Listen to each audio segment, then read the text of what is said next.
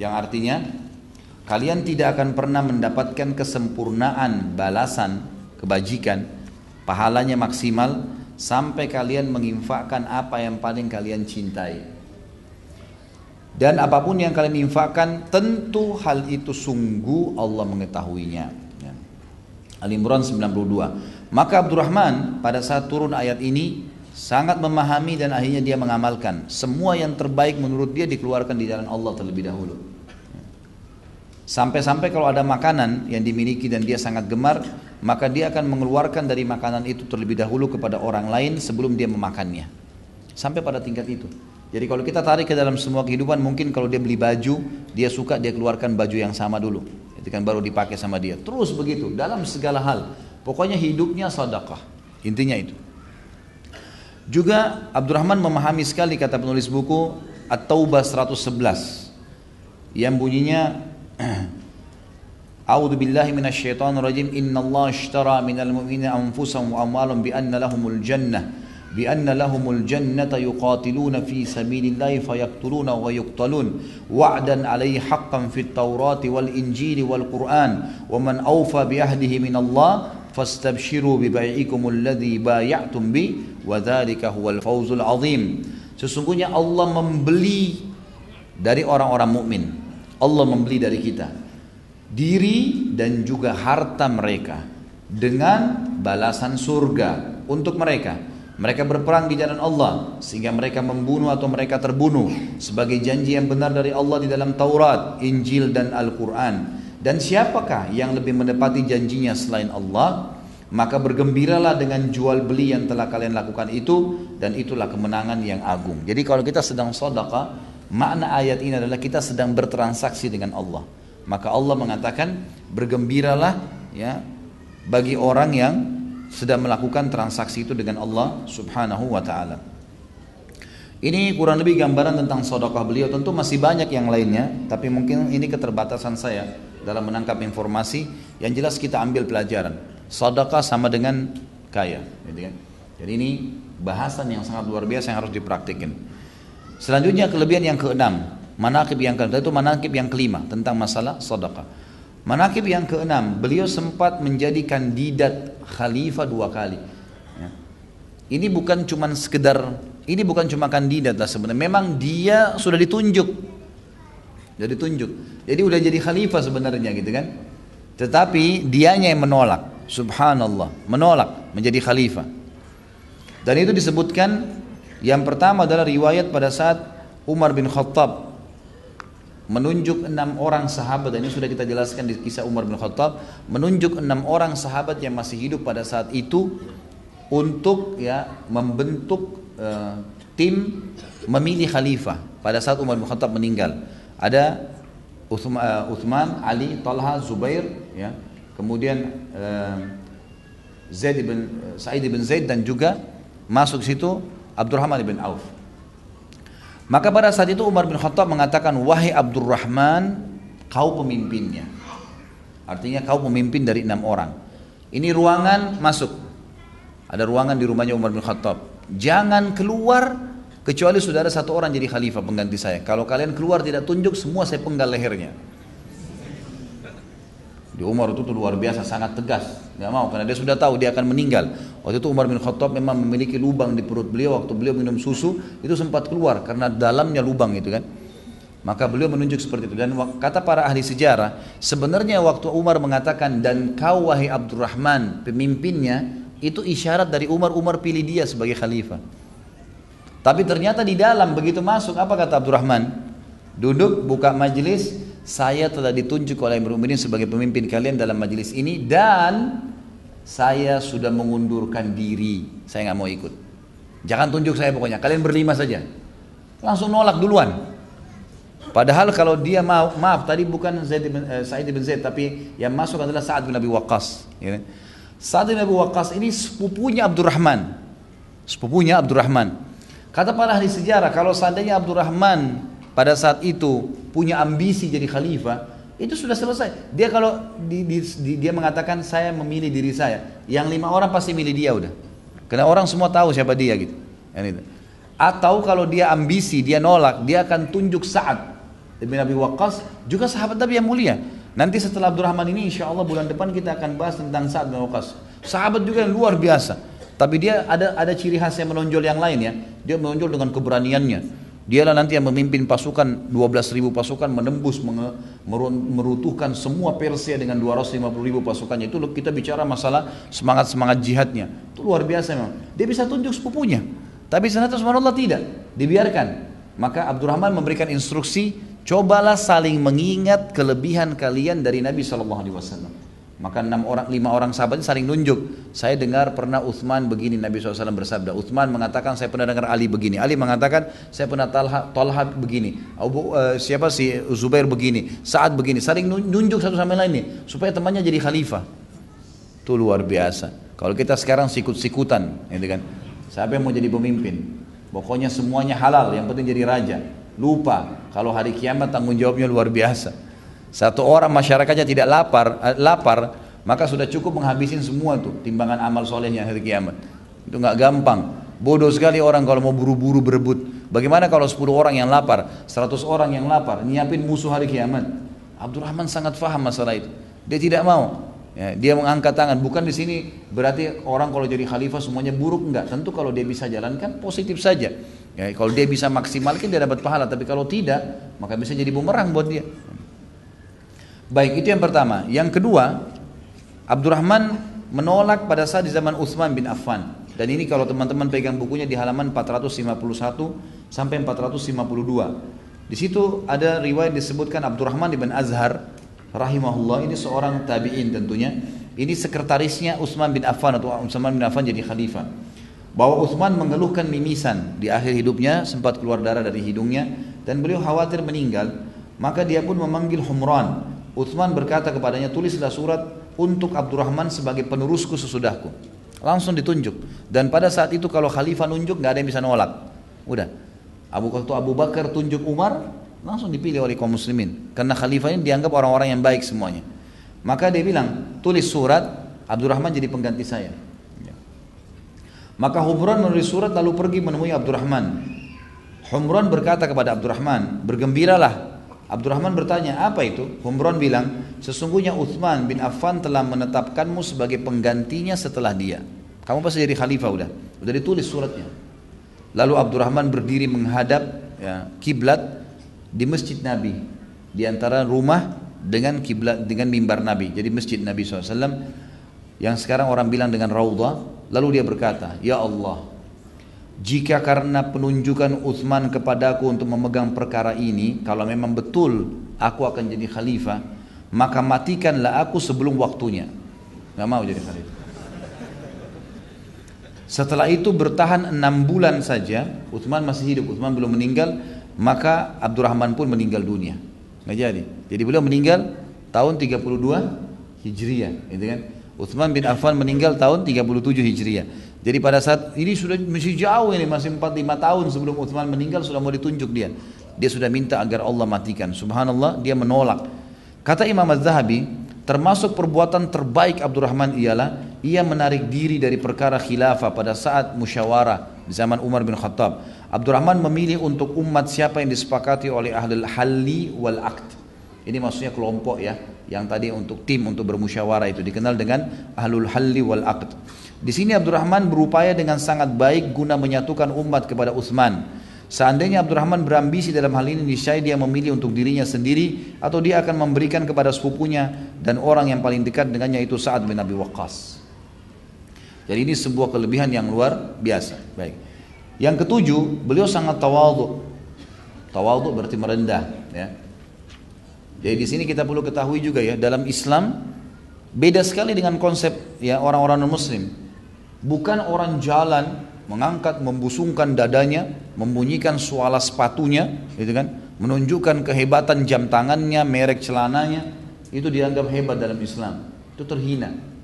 Karena kata Nabi SAW, siapa yang dalam hatinya ada seperti biji sawi dari kesombongan tidak akan cium bau surga, bukan masuk, cium aja enggak.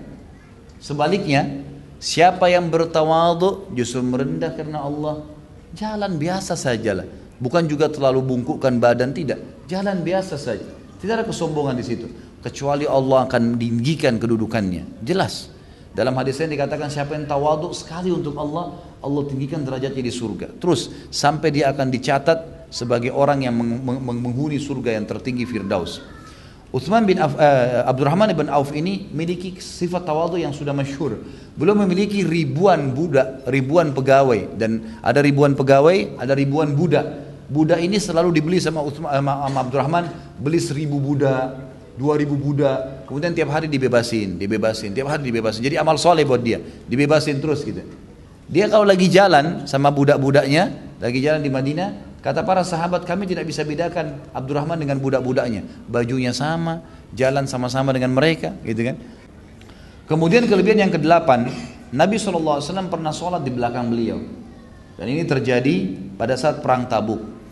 Pernah Nabi SAW di perang Tabuk, di sholat subuh, ternyata beliau memperbaharui uduk beliau. Maka beliau pun keluar dari kemah, cukup jauh. Dan zaman dulu tuh orang tidak ada kamar mandi, WC di dalam rumah, apalagi dalam perjalanan di kemah ya. Jadi orang keluar ke padang pasir. Nabi SAW punya hajat, kemudian beliau perbaharui uduknya. Waktu beliau kembali, karena mungkin lama, dan ini di dalam peperangan, ya, dalam peperangan Tabuk, maka orang-orang menunggu, khawatir subuh lewat, menyuruh Abdurrahman maju jadi imam. Maka Abdurrahman pun akhirnya maju jadi imam. Dan pada saat itu ada sahabat-sahabat Nabi yang lain. Abdurrahman yang ditunjuk oleh sahabat-sahabat umumnya. Abdurrahman jadi imam. Ternyata Nabi SAW datang, itu sudah masbuk 1 rakaat. Nabi ikut di saf belakang. Begitu selesai salam, sahabat-sahabat salam, mereka melihat Nabi SAW berdiri, mereka semua bertasbih. Subhanallah, ini takut salah nih. Gimana caranya Nabi yang tidak jadi imam, gitu kan? Begitu Nabi SAW salam, Nabi berdiri lalu Nabi mengatakan, ahsantum, benar yang kalian lakukan, udah benar. Tapi ini ulama memberikan sebuah kelebihan sendiri buat Abdurrahman, karena dia jadi imam. Jadi tidak ada orang yang sembarangan bisa jadi imam. Ya, di belakang itu Nabi yang sholat, karena pasti Nabi yang jadi imam. Makanya dalam hadis tentang Imam Mahdi juga kan disebutkan itu kelebihannya, karena nanti Nabi Isa akan sholat jadi makmum di belakangnya. Kemudian yang ke-9 kelebihannya adalah beliau seorang faqih. Beliau sangat faham tentang hukum-hukum agama, dan cukup banyak hadis-hadis yang disebutkan dari Abdurrahman. Di antaranya hadis yang masyhur tentang orang kalau lupa jumlah rakaat, gitu kan. Hadis ini kalau yang pegang bukunya ada di halaman 444, ya.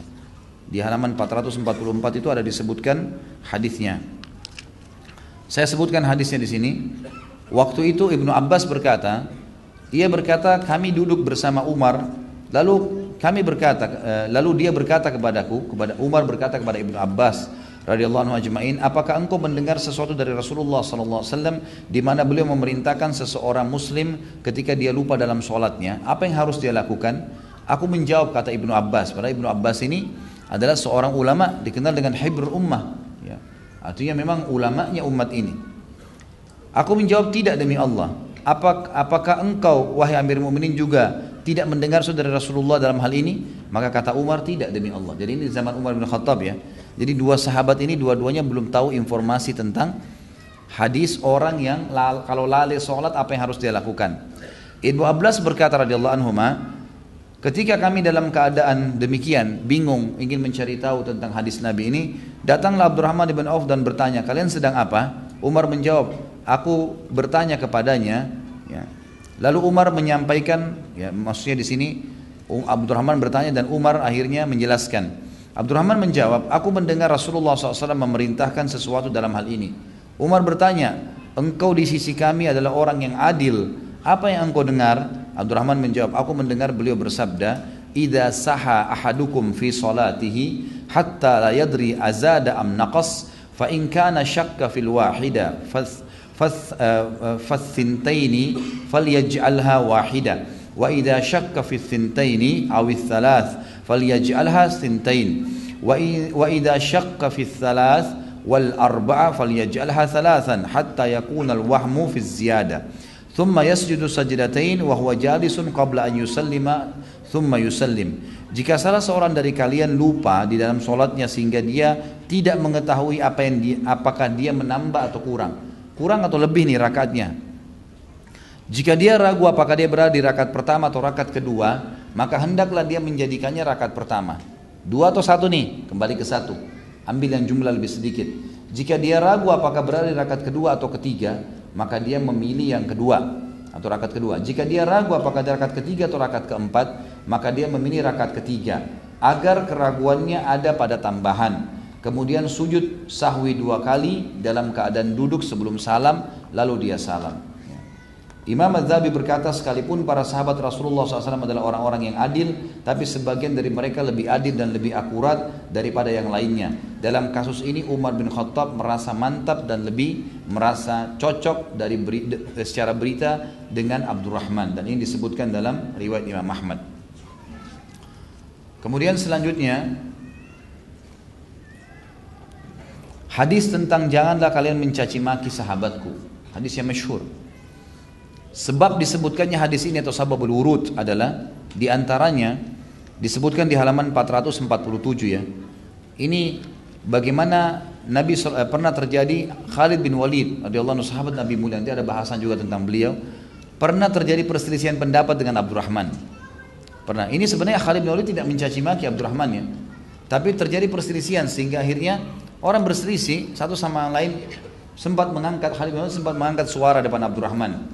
Maka waktu Nabi SAW dengar, Nabi sebutkan di dalam hadis riwayat Bukhari, la tasubbu ahadan min ashabi, fa inna ahadakum law anfaqa mithla uhudin dhahaban lam yudrik mudda ahadihim wala nasifa. Jangan mencaci maki salah seorang dari sahabatku. Seandainya salah seorang dari kalian berinfak emas seperti Uhud, niscaya ia tidak menandingi satu mud, satu genggam tangan, bahkan separuhnya dari sedekah mereka. Padahal kita lihat di sini Khalid bin Walid sahabat Nabi juga. Tapi Abdurrahman bin Auf dianggap sahabat Nabi yang awal, ya, yang awal. Maka kita lihat di sini Nabi SAW menyebutkan tentang persahabatan Abdurrahman, kesaksian Nabi. La tasubbu ashabi, bertanda kesaksian persahabatan. Dan kita lihat fadilahnya melebihi Khalid bin Walid. Juga dalam hadis yang lain Nabi SAW mengatakan di dalam hadis riwayat Al-Bazzar, dan juga riwayat ini dianggap semuanya thiqah. Bahkan hadis ini diriwayatkan Imam Muslim, kata Nabi SAW, da'u li ashabi au usayhabi fa inna ahadakum law anfaqa mithla uhudin dhahaban lam yudrik mudda ahadihim wala nasifa. Tinggalkan para sahabatku dan para sahabat kekasihku atau sahabat-sahabatku walaupun mereka muda, karena jika salah seorang dari kalian berinfak emas seperti Uhud, niscaya tidak bisa menandingi satu mud atau dari separuh mud dari apa yang mereka sedekahkan. Kemudian yang ke-11 kelebihan Abdurrahman adalah Abdurrahman membebaskan tanah, lalu kemudian beliau mengajak semua pedagang tadi yang awal saya sebutkan ini untuk memakainya tanpa bayar sewa, dan akhirnya ia berhasil membuat pasar bagi pedagang yang mau sukarela membayar, maka diterima, dan ternyata Abdurrahman mendapatkan berlipat ganda keuntungan dari situ. Yang ke-12, ia mewasiatkan seluruh hartanya dibagi bila ia wafat. Jadi beliau masih hidup sudah wasiatkan seluruh harta di jalan Allah. Maka Nabi SAW pada saat itu kedatangan Jibril, dan Jibril pun berkata, sampaikan salam Allah untuk Abdurrahman. Ini luar biasa. Allah Subhanahu wa taala mengirim salam buat Abdurrahman kepada Nabi SAW. Dan kembalikanlah hartanya, karena Abdurrahman sudah bilang semua harta saya ini buat jalan Allah. Kembalikan hartanya padanya dan sampaikan bahwasanya Allah telah menerima sedekahnya dan ia boleh mengelola hartanya semaunya. Jadi subhanallah, masih hidup dia sudah niat semua untuk Allah. Maka dengan itu, karena wahyu masih ada, Allah Subhanahu wa taala sudah menerimanya. Kemudian juga pernah dalam waktu yang lain Abdurrahman mendapatkan salam yang kedua dari Allah langsung melalui wahyu. Salam dari Allah ini dan jaminan surga. Setelah ia minta kafilah dagangnya yang datang dari negeri Syam didoakan oleh Nabi SAW. Jadi pernah kafilah dagangnya datang, lalu Abdurrahman ingin kafilah dagangnya semuanya dibagikan untuk muslimin. Tapi sebelumnya dia mengatakan, ya Rasulullah, doakan kafilah saya ini. Maka Nabi SAW pun mendoakan pada saat itu. Jadi seluruh kafilah dia datang, tapi tidak disebutkan berapa jumlah kafilahnya. Tapi satu kafilah ini terdiri minimal dari 3 ekor unta. Maka Jibril datang dan mengatakan, sampaikan hai Muhammad salamnya Allah untuk Abdurrahman, dan katakan kepadanya dia termasuk telah mendapatkan jaminan surga karena niatnya ini. Niat saja mengeluarkan apa yang dia inginkan. Kemudian juga Abdurrahman adalah seorang da'i. Ini kelebihan yang ke-14. Tadi yang ke-13 salam yang lain lagi dan jaminan surga. Yang ke-14 masuk Islamnya masyarakat Daumatul Jandal. Ini setelah Nabi SAW mengutus pasukan di sana. dan mengepung kurang lebih kalau tidak salah sebulan. Ya kalau saya salah saya beristighfar kepada Allah, tapi kurang lebih sebulan ya dikepung oleh pasukan Nabi SAW dan tidak berhasil menembusnya karena Daumatul Jandal ini ada suku di sana yang jumlah personilnya itu sampai 100.000 orang. Maka pada saat itu Nabi SAW mengutus Abdurrahman bin Auf dan berkata padanya, siap-siaplah oleh Abdurrahman dan pergilah ke sana. Maka subhanallah dengan keikhlasan dan ketulusannya dia datang, kemudian dia mendakwahi mereka 3 hari. Bukan cuma mereka menyerahkan diri, tapi mereka malah masuk Islam. Dan Abdurrahman sempat menikahi anak kepala suku yang ada di situ. Kemudian yang terakhir adalah janji Allah Subhanahu Wa Taala melalui mimpinya. Abdurrahman mimpi bahwasanya dia telah diberikan kebahagiaan memang dari masih di perutnya ibunya. Dan ini kalau teman-teman pegang bukunya, itu ada di halaman pertama di kisah Abdurrahman ini. Kisah panjang lebar di mana beliau mengatakan pada saat beliau tidur, beliau mimpi, kemudian melihat di dalam mimpinya ada 2 malaikat yang datang. Kemudian 2 malaikat ini sempat memegang tangan Abdurrahman dan berkata, bawalah orang ini untuk dihakimi di depan Allah yang Maha Perkasa. Lalu kemudian datang malaikat yang lain berkata, lepaskanlah dia, karena sesungguhnya orang ini telah dijamin oleh Allah Subhanahu Wa Taala diberikan pengampunan dan kebahagiaan selama dia atau semenjak dia masih di rahim ibunya. Dan karena Abdurrahman adalah orang yang terpercaya, maka pegangan atau riwayat ini dipegangi oleh para ulama. Kemudian sebagai penutup teman-teman sekalian adalah saatnya kita berpisah dengan beliau radhiyallahu anhu, dan kisah beliau ini tidak bisa selalu saja nyaman untuk diikutin, selalu saja nyaman untuk didengar gitu kan. Insya Allah ceramah yang seperti ini coba nanti antum ulangi lagi pada saat sudah di-upload nanti, diulangi, didengar lagi, makin kita dengar makin nyaman gitu. Saya bolak-balikan buku ini subhanallah sudah berulang kali dan saya kumpulkan data-data tambahan tadi. Kalau teman-teman pegang bukunya itu memang ini yang kita bedah asasnya, tapi cukup banyak informasi yang saya datangkan dari sumber-sumber yang lain. Itu selalu saja kita mendapatkan ketenangan hati, tambahan iman karena kisah yang luar biasa. Pada saat beliau meninggal dunia radhiyallahu anhu, dalam kondisi beliau sakit gitu kan, dan ini bukan karena perang. Sa'ad ibn Ibrahim berkata dari ayahnya, ia berkata, aku melihat Sa'ad ibn Abi Waqqas. Nanti insya Allah pertama kali kita bahas orang ini yang sangat mulia dalam peperangan. Beliau berdiri pada jenazah Abdurrahman bin Auf, dan beliau sebelum mengangkat gerandahnya beliau sempat mengatakan, sungguh sebuah gunung telah pergi. Maksudnya ini orang yang luar biasa ya, seperti gunung yang luar biasa sudah hilang. Lalu Ali bin Abi Thalib, Ibrahim bin Sa'ad juga berkata dari ayahnya, dari kakeknya, bahwasanya ia berkata, Ali bin Abi Thalib sempat berkata pada saat melihat Abdurrahman wafat, pergilah wahai ibnu Sa'ad ibnu Auf, sesungguhnya engkau telah mendapatkan kejernihan kehidupan dan engkau telah mendahului kekeruhannya. Maksudnya engkau pasti akan mendapatkan yang terbaik nanti di akhirat sana. Allahu a'lam. Jadi ini yang kita bisa dapatkan atau pelajari, insyaallah mudah-mudahan bermanfaat. Kalau benar dari Allah, kalau salah dari saya mohon dimaafkan. Subhanakallahumma bihamdika asyhadu an la ilaha illallah astaghfirullah wa atubu ilaik. Wassalamualaikum warahmatullahi wabarakatuh.